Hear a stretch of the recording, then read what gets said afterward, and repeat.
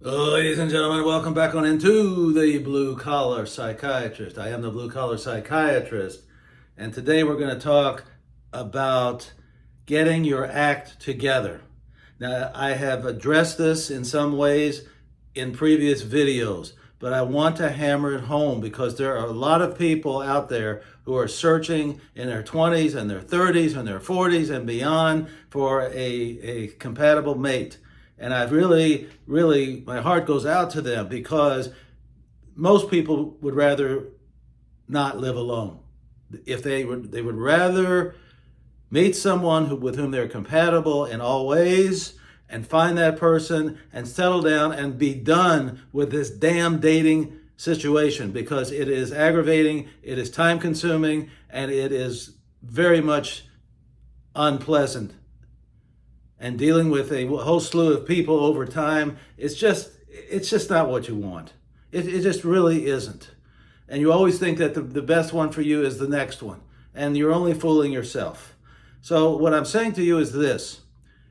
You have to understand from the standpoint of vocation and the standpoint of socialization. So the sooner in life that you know what you want to do, the better off you're going to be. What do I mean by that? Very simple. It means this. If you have a particular talent, some people like journalism. They take classes in high school, and they like to they work for the student newspaper or the student radio station. That gives a clue that might be an avenue of vocation for them once they graduate.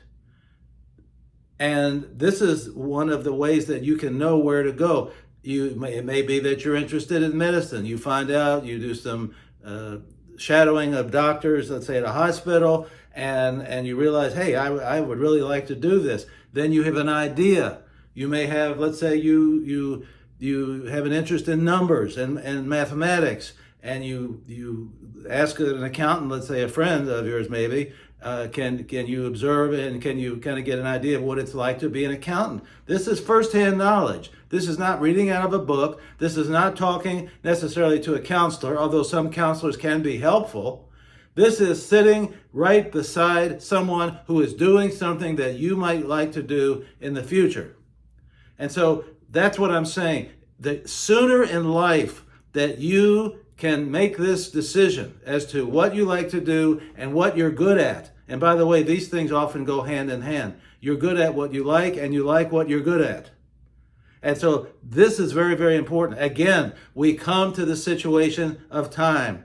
You don't have forever. You might think, well, I'm only 23 years old, or I'm only 25 years old. I've got plenty of time. I'm here to tell you, you do not have plenty of time, because by the time you turn around, by the time literally that you turn around, you're on to the next decade, and then the next decade, and it slips by. I can tell you that from firsthand experience. And people, when I was younger, people used to say, oh, you're going to see that as you get older, time really flies. And boy, it really does fly. And you don't even realize it. As I've said before also, there's no sirens or gongs or whistles or anything that signify the passage of time, of each unit of time, whether it be a day, an hour, a week, a month, a year, a decade. There's no such thing, because time goes silently. But the next thing you know, you look at the clock, you look at the calendar, and you say, where did the time go? And now you're already behind the 8 ball. Because now you don't know what you want to do, and time has gone by, and you wasted it. That's why I keep on hammering home the importance of finding out as early as you can in life what you are good at and what you like to do. You've got to make it a priority. You have to. You have no choice, or else you're going to be floundering around looking to say, well, maybe I'll try this. No, we don't have the time to do that. But if let's say that we find something that we think we want and we start studying about it in college or whatever, trade school, whatever it might be, then while you're there is a perfect time in terms of socializing and meeting other people. You want to get into a situation where you are with other people of like mind.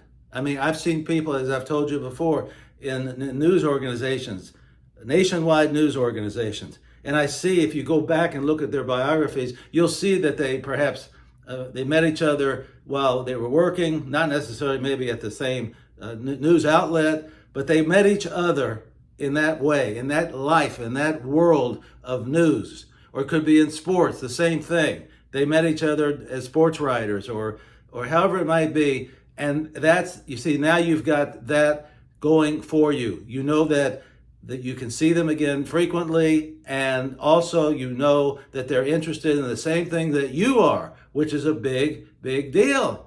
Because the more you have in common, the closer it brings you to another person. And that's what you want in life. You want people who think like you in the sense of being interested in certain things. And now you have something in common to talk about. Now, that's not going to be the be-all and end-all of a relationship, of course. But what I'm saying is it already gives you a heads up as to where you're going to go and who you might meet in that world.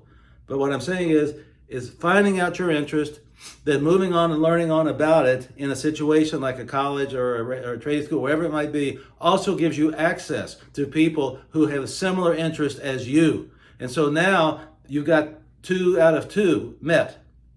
You know what you like to do, and you meet people who are of like mind. And those are some of the key things that you can do to perhaps to not only find out what your vocation is going to be, but also to meet someone of like mind, of like interests. Very, very, very important to have those things going for you.